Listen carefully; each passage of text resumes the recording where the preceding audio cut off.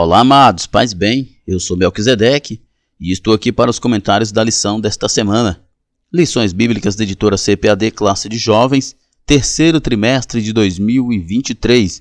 Nesse terceiro trimestre, aqui na Classe de Jovens, nós estamos estudando as cartas pastorais, 1ª e 2ª Timóteo e a carta de Paulo a Tito. Na lição de hoje, a lição de número 9, nós temos como tema Conselhos de Paulo a Timóteo. Essa é a última lição da primeira carta de Timóteo. Essa é a lição que encerra o conteúdo da primeira carta. A partir da próxima lição, nós estaremos estudando já a segunda carta de Timóteo e, posteriormente, a carta de Tito. Lembrando que você que gosta de ministrar na sua igreja as aulas da revista, da CPAD, na sua escola bíblica, com slides em PowerPoint, seja um assinante do EBD em Foco e você terá os slides da revista CPAD 100% baseados na revista, com imagens de qualidade e prontos para serem usados, o que vai facilitar a sua vida. Porque os slides da EBD prontos para serem usados facilita você e oferece a você muito mais tempo para você poder estudar. A produção desses slides demanda muito tempo, é bastante cansativo e toma muito tempo do seu espaço de estudo. Então, tendo os slides prontos para ser usados, você terá mais tempo para estudar. Nós temos experiência na produção desses slides e dos subsídios da revista CPAD desde 2016 e já fizemos mais de 750 slides. Você pode baixá-los todos no ebdenfoco.com. Temos uma equipe qualificada que se dedica toda semana para entregar um conteúdo de qualidade. Acesse o ebdenfoco.com e confira. O conteúdo da assinatura contém os slides de adultos, slides de jovens, mais bônus, slides de catologia, sermões em PDF, curso básico de teologia e cursos diversos. Então acesse o nosso site ebdenfoco.com ou entre em contato com a nossa equipe pelo WhatsApp. Muito bem, então vamos para o nosso comentário. O texto principal da nossa lição, 1 Timóteo 5,21 diz: Conjuro-te diante de Deus e do Senhor Jesus Cristo e dos anjos eleitos, que sem prevenção guardes estas coisas, nada fazendo por parcialidade. Paulo aconselhando a Timóteo a ter uma postura coerente no trato com a igreja local. Resumo da lição: o líder deve ser imparcial, sem se deixar influenciar por quaisquer fatores que o leve a favoritismo. É importante, é óbvio, que a gente deve considerar que mesmo os líderes, mesmo os pastores, eles têm aqueles membros, aquelas ovelhas que ele tem mais afinidade, Exemplo disso é o próprio Jesus. Jesus tinha 12 discípulos, ou 72 discípulos, 70 discípulos, E os 12 mais próximos, desses 12 mais próximos, tinha 3 mais próximos, que era Pedro, Tiago e João. E desses 3, o mais próximo ainda era João. Assim, não era favoritismo de Jesus. É porque a gente acaba se tendo afinidade com pessoas mais do que outras. Isso é absolutamente natural. Não é uma questão de favoritismo, o pastor ter mais intimidade com umas pessoas na igreja do que com outros. Não é favoritismo, é uma questão de afinidade. É questão de que às vezes essas pessoas se aproximam mais do pastor do que outras, Ou no caso do professor da escola bíblica, do líder de jovem. Isso é uma questão que não está associada ou que não é responsabilidade apenas do líder, mas também do liderado. Eu tive pastores que eu era muito amigo. Como meu pastor hoje, eu sou muito amigo de confidência, tanto eu confidenciar para ele, quanto ele para mim, de frequentar uma casa do outro, de compartilharmos material teológico, de conversarmos sobre tudo. Mas já tive pastores que eu sequer fui na casa dele, nunca visitei ele na casa dele, porque eu nunca tive afinidade nenhuma. E não é que eu não gostava do meu pastor, não é que eu não obedecia e dentro daquilo que era a minha responsabilidade como membro, não apenas como obreiro, mas como membro da comunidade, sempre procurei exercer e cumprir com diligência. Mas não é necessariamente ser obrigado a ser amigo pessoal do pastor, do líder, do professor, Isso é uma questão muito pessoal. Agora, a questão é O líder não pode fazer acepção, ele não pode ter favoritismo, ele não pode preferir uns a detrimento dos outros, né? Ele não pode falar assim, não, eu vou me sacrificar por fulano porque eu gosto de fulano, mas ciclano deixa pra lá, quiser aprender, aprenda, não querer, também não estou nem aí. Não é por aí. O professor, o pastor, o líder, ele deve se dedicar integralmente a todos naquilo que é a responsabilidade dele. Agora, em termos de amizade, isso aí não tem como você ser amigo de todo mundo, e é absolutamente natural que a gente tenha alguns amigos mais íntimos que outros.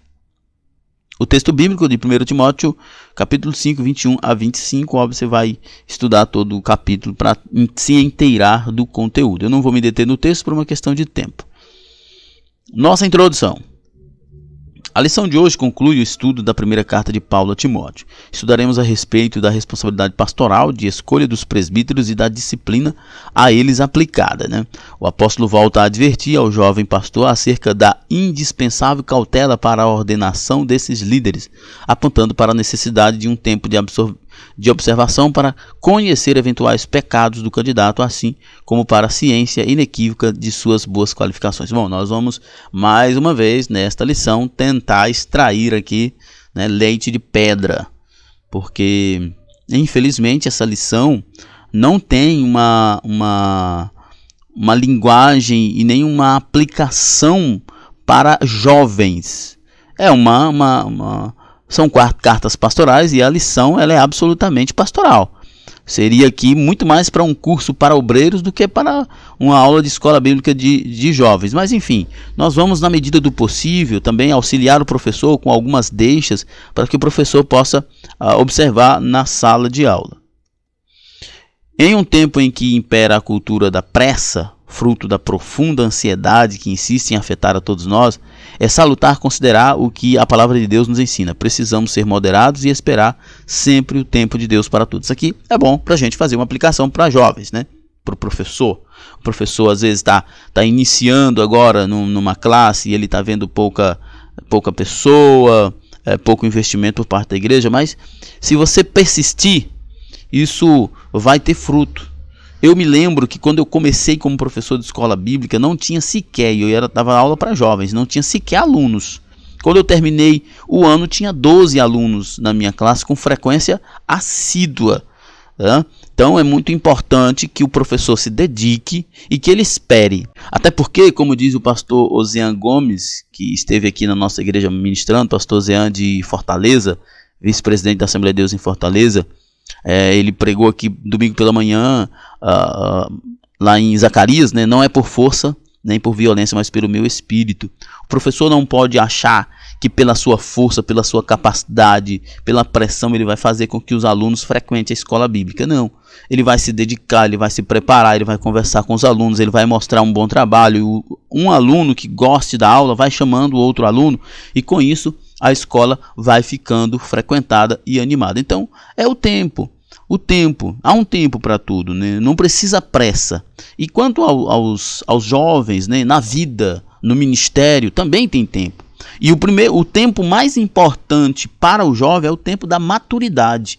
Espere ter maturidade, né? Primeiro espere ter maturidade. Busque maturidade. Tendo maturidade, você pode dar um passo à frente. Mas não se precipite, né? Outro dia eu estava conversando com os jovens na igreja sobre maturidade. E teve um jovem, o Isaac, gostei muito da observação dele. Ele disse assim: por que na vida a gente não pode acelerar o processo de maturidade?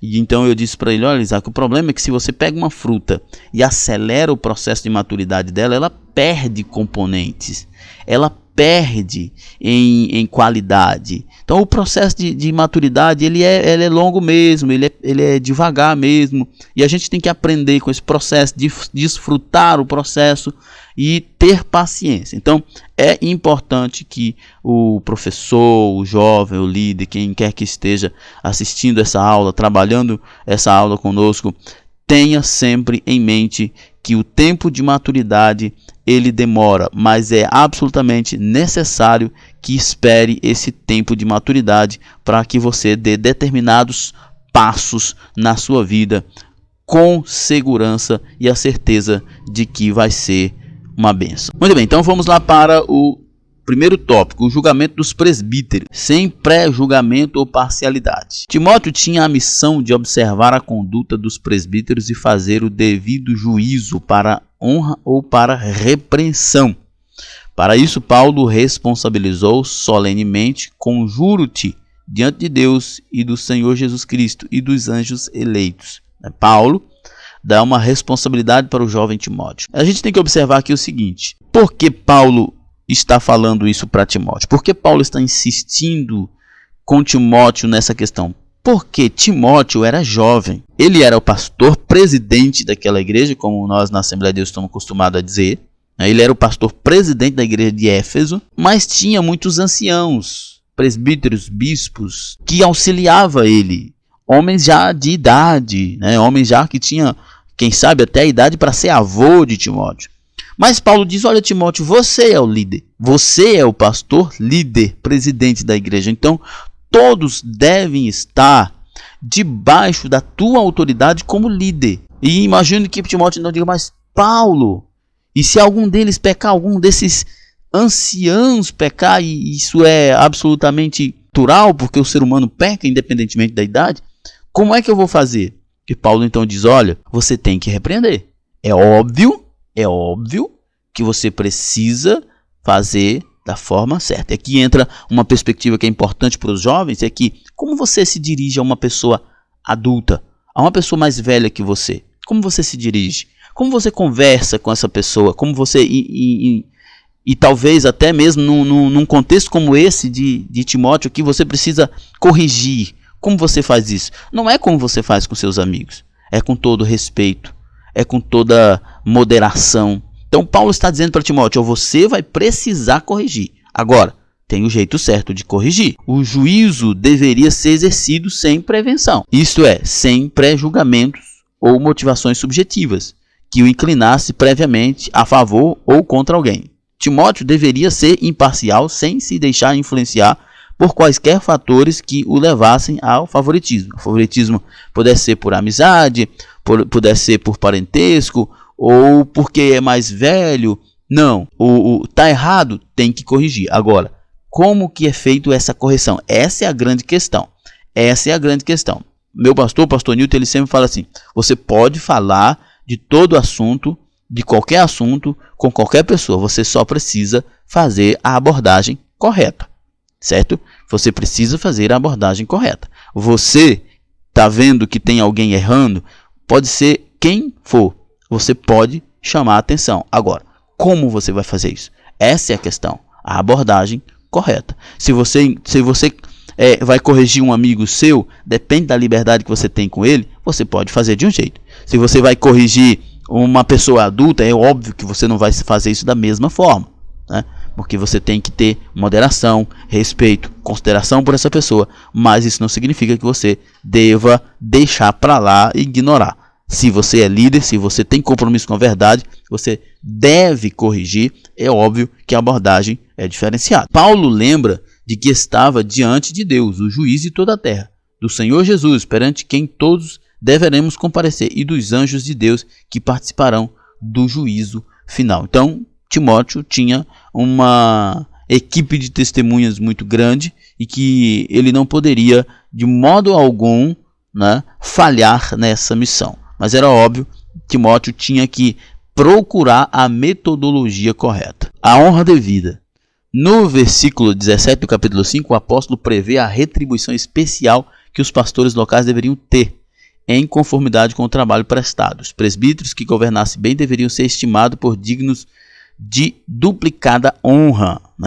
Isso inclui a remuneração pelo trabalho, como está explícito no versículo 18, no qual Paulo usa a figura do boi que debulha, citando o Antigo Testamento, Deuteronômio 25:4, como já havia feito na carta anterior aos Coríntios. Não atrasa o boi a boca quando trilhar.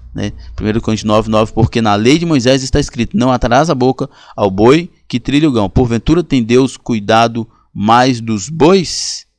Então, aqui nós temos nesse contexto, que é importante a gente até explicar por uma questão didática, quando o texto ali do capítulo 5 de 1 Timóteo diz que os presbíteros que governassem bem, que ministrassem, que ensinassem, eram dignos de duplicada honra. Às vezes as pessoas, isso com muita frequência nas igrejas, usam esse versículo para dizer que tem que dar honra a quem tem honra. Dá honra a quem tem honra. O presbítero é digno de duplicada honra, o pastor é digno de duplicada honra, mas o contexto aqui é de remuneração financeira, tá? Não é de bajulação, de colocar numa mesa especial, essas coisas todas. Não tem nada a ver com isso aqui. O texto está dizendo que o presbítero que governar bem, que ensinar bem, que liderar bem, ele é digno de duplicada honra. Ele é digno de duplo salário, de um salário maior, dobrado, de um melhor salário. É isso que está dizendo aqui. Também se refere ao ensino de Jesus registrado por Lucas. Digno é o obreiro do seu salário. O reconhecimento deveria ser maior ainda para os presbíteros que trabalhassem na palavra e na doutrina, ou seja, pregando e ensinando as escrituras.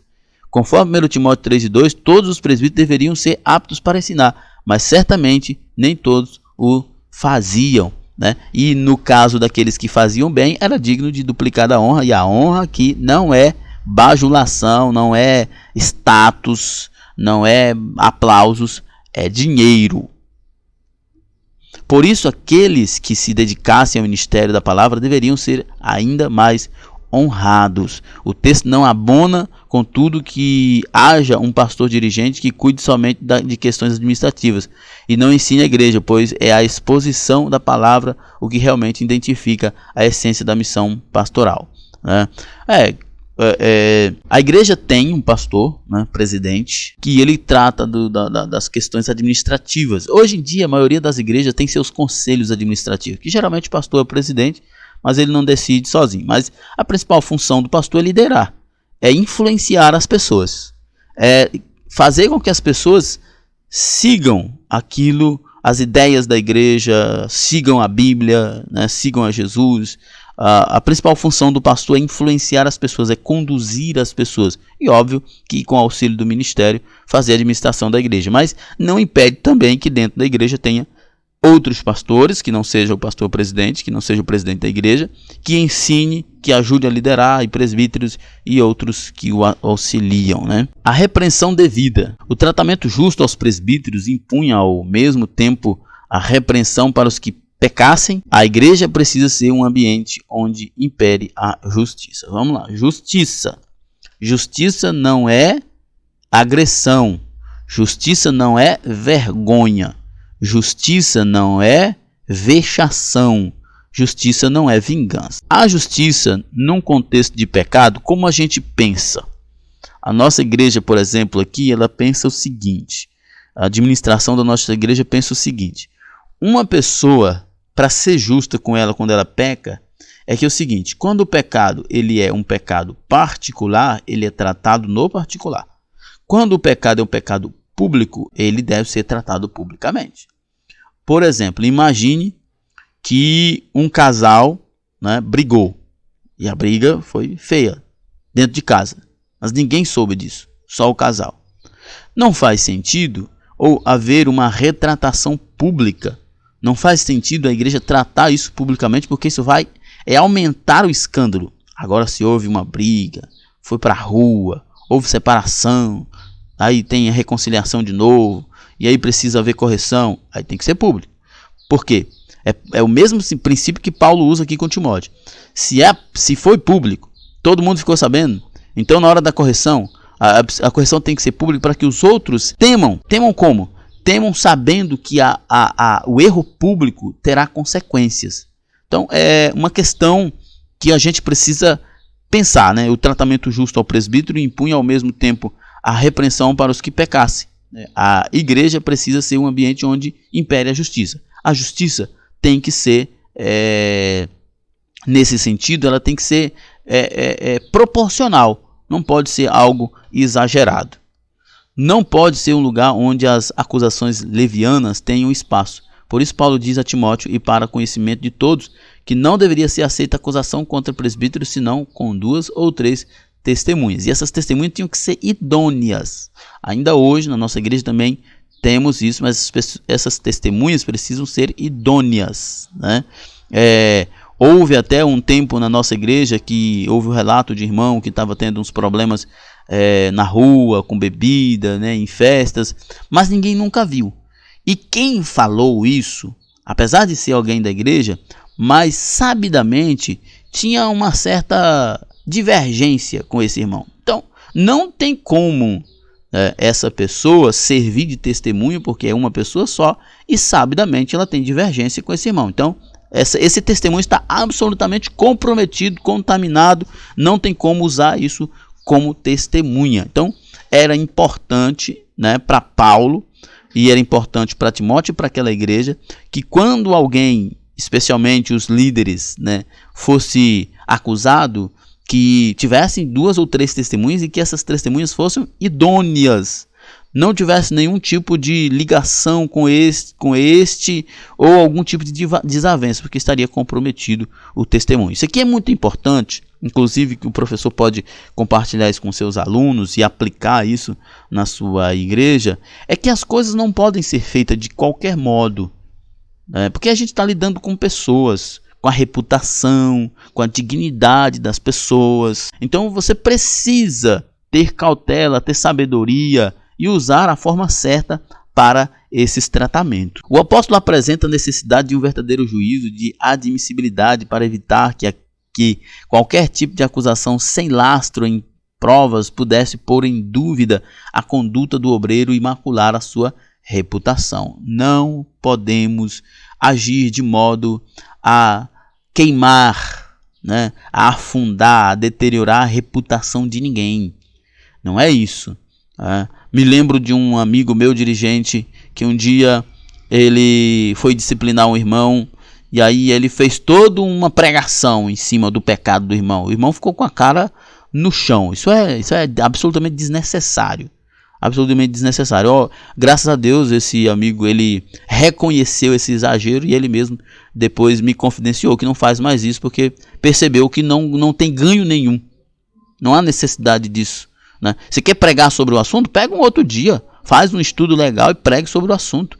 Mas no dia que foi apresentada a disciplina do irmão, fazer uma pregação sobre o assunto, todo mundo vai perceber e vai ficar muito estranho, o irmão vai ficar sem jeito, não é legal.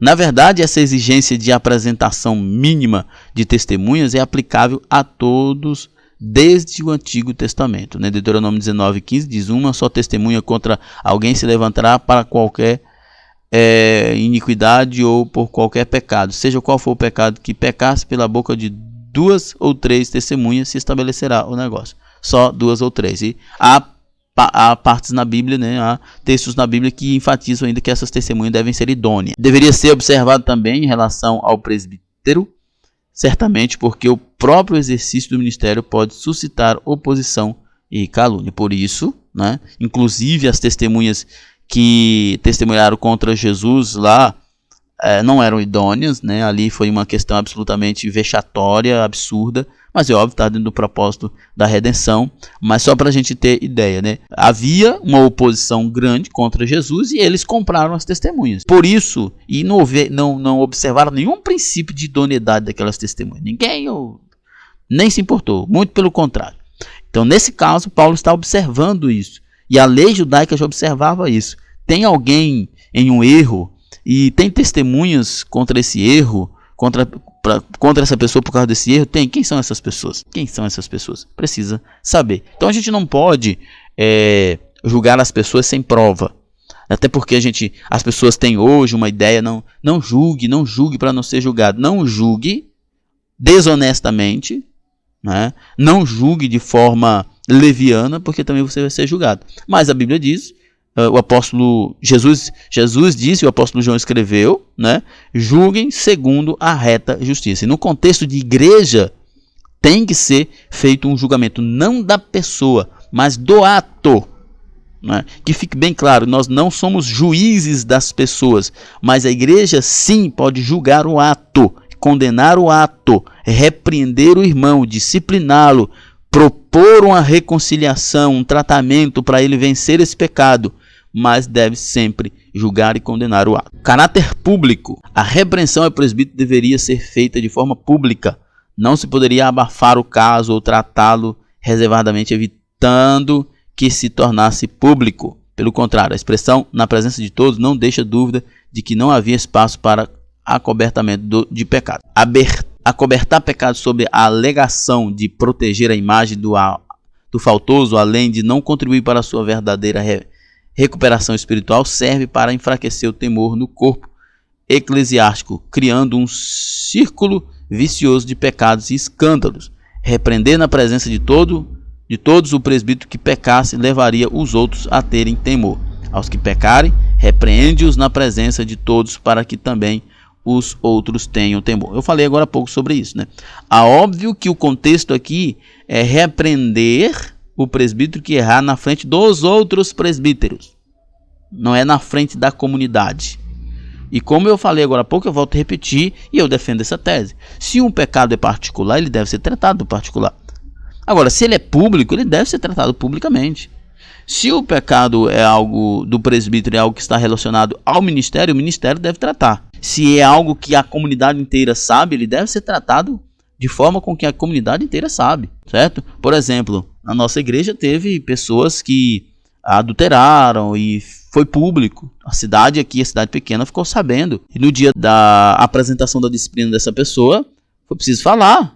Num culto de Santa Ceia, que é uma reunião apenas para a comunidade, que é num momento que é só a comunidade que está, só os membros mesmo, mas a igreja precisa saber, até porque essas pessoas, elas eram pessoas que exerciam funções dentro da igreja, e os líderes de ministério, por exemplo, que fazem celebrações, que convidam os irmãos para alguma atividade, precisam ficar sabendo disso. E os irmãos precisam ficar sabendo que há uma repreensão para que eles também pensem e recuem na prática de seus pecados. Aqui o contexto que o presbítero deveria ser repreendido na frente dos outros é dos outros presbíteros.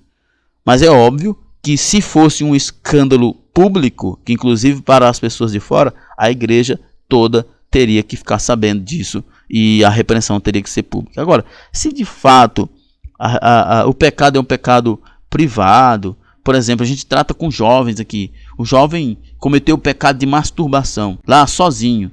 Aí ele vem e confessa para o seu pastor, para o seu líder. Aí o irmão vai lá na frente e fala: ó, irmão fulano, jovem tal, está disciplinado porque praticou o pecado da masturbação. Para que isso? Qual o ganho disso? Não tem nenhum ganho. É melhor fazer uma ministração sobre isso, ensinando a todos, do que expor o irmão. Isso não tem o menor cabimento. Não faz o menor sentido. Trate ele particular. Se ele foi lá, confessou, ore com ele, corrija ele, ensine ele. Mas expor a vexação, isso não vai curar ninguém. Pela natureza pública do procedimento, podemos afirmar que a expressão aos outros abrangeria a todos da igreja, já que de todos seria dado a conhecer os fatos e a disciplina aplicada. Não concordo. Eu concordo que a ideia aqui, o todos, é apenas os presbíteros, ou no máximo o ministério, né, os componentes ali da liderança da igreja, e não toda a membresia. Segundo tópico, a designação de líderes, sem precipitação. Vivemos em uma sociedade na qual tem imperado a cultura da pressa. É a chamada sociedade fast food, cheia de ansiedade, estresse e depressão. Você já deve ter ouvido falar da síndrome do pensamento acelerado, que alguns especialistas afirmam está atingindo mais de 80% da população. Precisamos tomar muito cuidado para não sermos envolvidos nesse turbilhão de inquietação mundial. Em um aspecto prático da administração eclesiástica, Paulo trata disso com Timóteo ao falar sobre a designação de líderes para a igreja de Éfeso. Quero só voltar aqui sobre a síndrome do pensamento acelerado. A síndrome do pensamento acelerado, às vezes até eu acho que eu tenho isso. A falta de concentração, às vezes a mente raciocina uma coisa, a gente pensa uma coisa e não dá tempo de externalizar, a mente já pensou outra coisa. Muitos pensamentos, né? Eu sei que quem é especialista em explicar isso aqui é o Augusto Cury. Depois você procure uma palestra dele ou algum livro dele, do Augusto Cury. Ele é especialista em explicar. Inclusive, eu vi uma palestra dele sobre esse negócio do TDAH. Ele disse que esse TDAH tem que ter muito cuidado, que o pessoal virou modinha. Ah, todo mundo tem TDAH. E não é TDAH, é síndrome do pensamento acelerado, essa inquietação, muitos pensamentos ao mesmo tempo e falta de organização da mente. e dê uma estudadinha, eu sei que ele é especialista nisso, isso vai ajudar você a entender. O jovem pastor deveria ser cauteloso e não impor precipitadas mãos sobre ninguém, né? Em um aspecto prático da administração eclesiástica, Paulo trata disso com Timóteo ao falar sobre a designação de líderes para a igreja de Éfeso, né? Cuidado, quem é que você vai colocar na liderança. O professor, você professor, quem é que você coloca ao seu lado, né, lhe ajudando, né? Quem é a pessoa que transmite confiança, alguém que tenha o mínimo de maturidade, né? É importante ter esses requisitos, né, fazer essas observações. A ordenação de obreiros precisa ser fruto de um processo rigoroso de observação de condutas, visando identificar as qualificações previstas no capítulo 3 em 1 a Timóteo. É óbvio, né? É óbvio que de cada 100 igrejas, 10 faz isso, as outras 90 não fazem. Porque na maioria das vezes o maior objetivo de muitos pastores é aumentar o número de obreiros e não a qualidade do ministério. Isso é um problema sério na maioria das igrejas no mundo, e é óbvio que nós devemos ser contra isso. E você, jovem, né, o professor pode conversar isso com os jovens, o professor pode ensinar isso aos jovens, dizendo que não aceite isso, não aceite você fazer parte de um ministério sabendo que você não tem o mínimo de qualificações. Procure se qualificar primeiro. Pecados evidentes. No versículo 24, Paulo trata dos pecados evidentes que podem ser observados com mais facilidade na vida de um candidato a líder espiritual. Todavia, o apóstolo adverte a Timóteo de que alguns pecados somente se manifestam ao longo do tempo. Daí a necessidade de espera e análise da conduta, né? Espera o tempo de maturidade, né?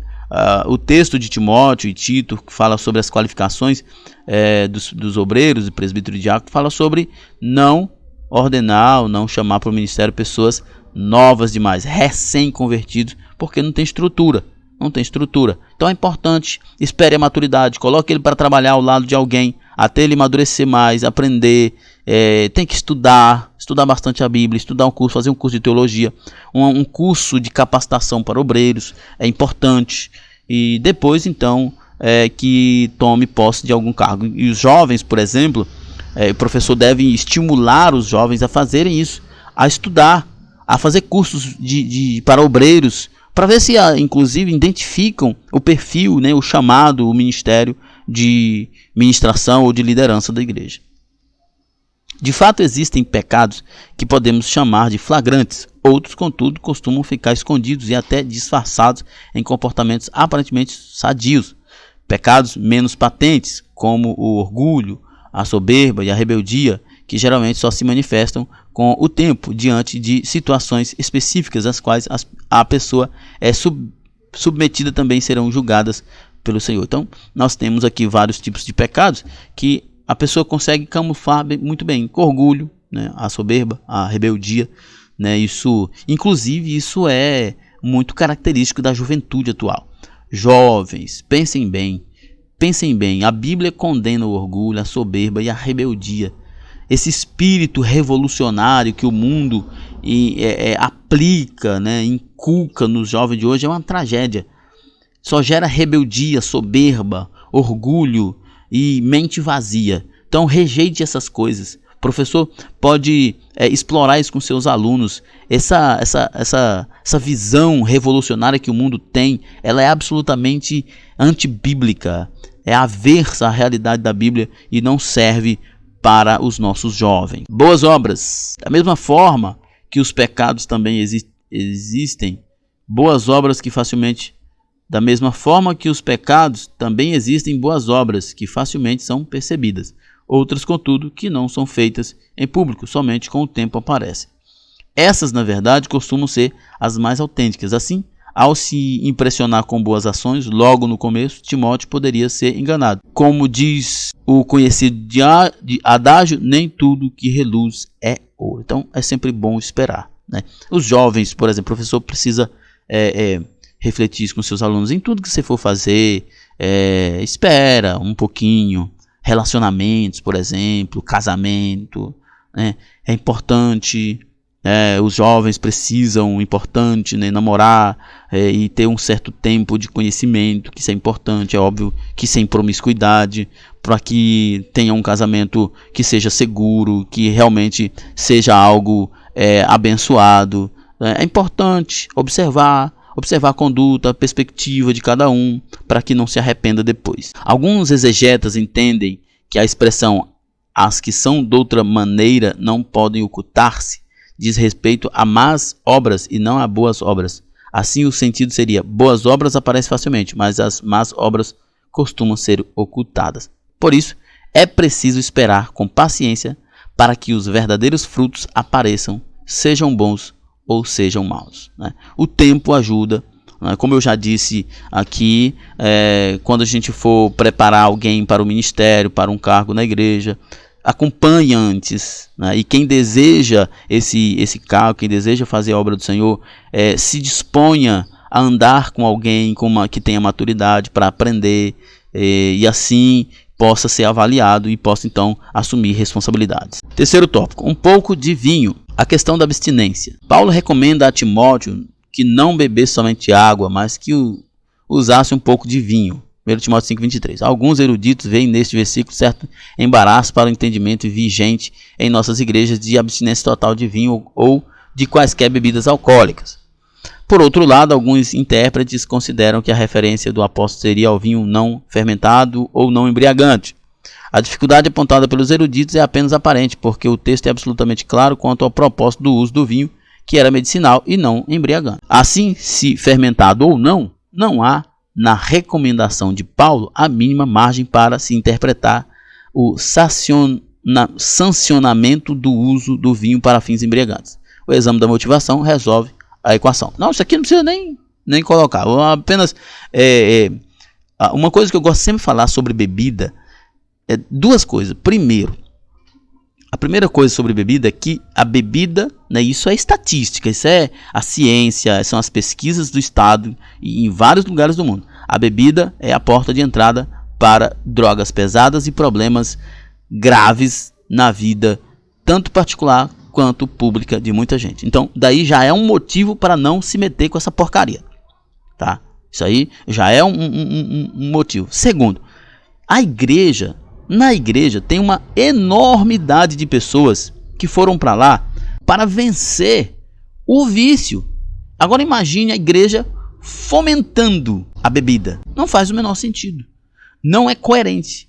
Eu conheço pessoas na minha igreja que venceram cocaína, venceram maconha, venceram bebida, e eles não querem nem chegar perto de nada disso. Agora você imagina nós lá num almoço da ministério, ou um almoço de alguma festa, que nem geralmente a gente faz, e tem lá algumas garrafas de vinho. Não faz o menor sentido, não faz o menor sentido.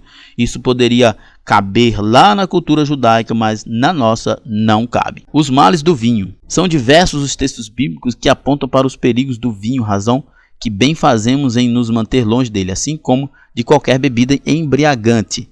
Provérbios 21 diz: o vinho é escarnecedor e a bebida forte alvoroçadora, e todo aquele que neles errar nunca será sábio.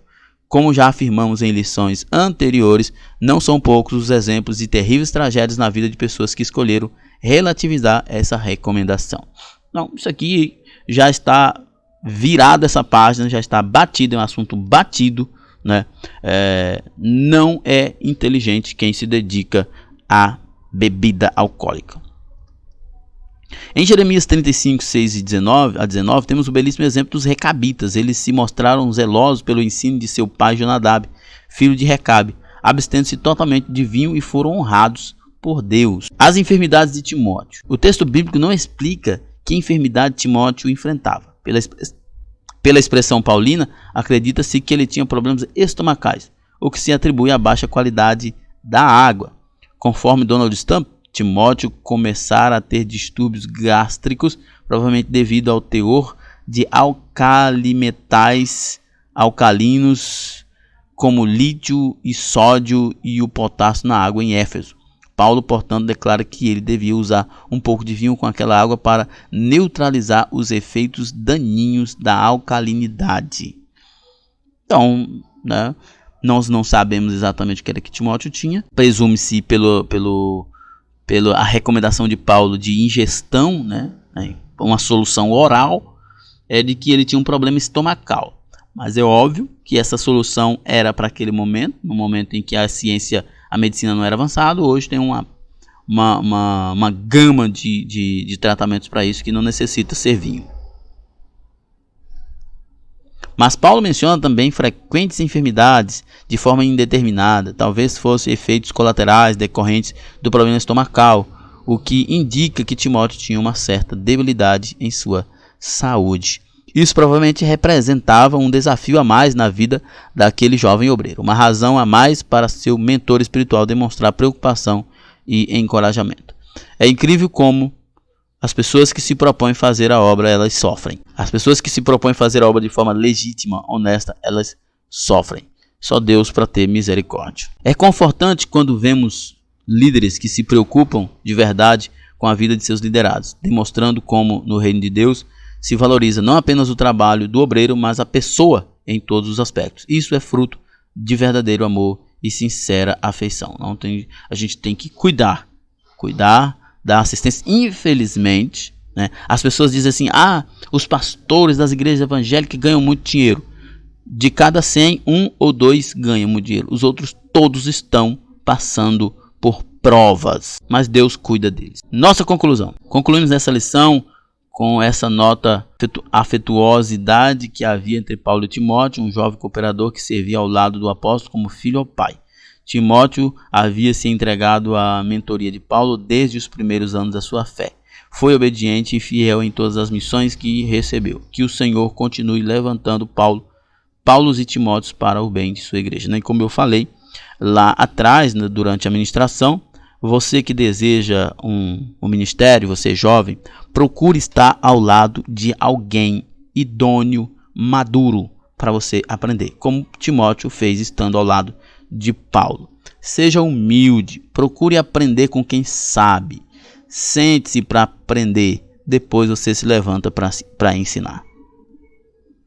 Muito bem, então chegamos ao final do nosso comentário. Só lembrando que você que faz uso dos nossos slides aí na sua escola, tire uma foto e nos envie.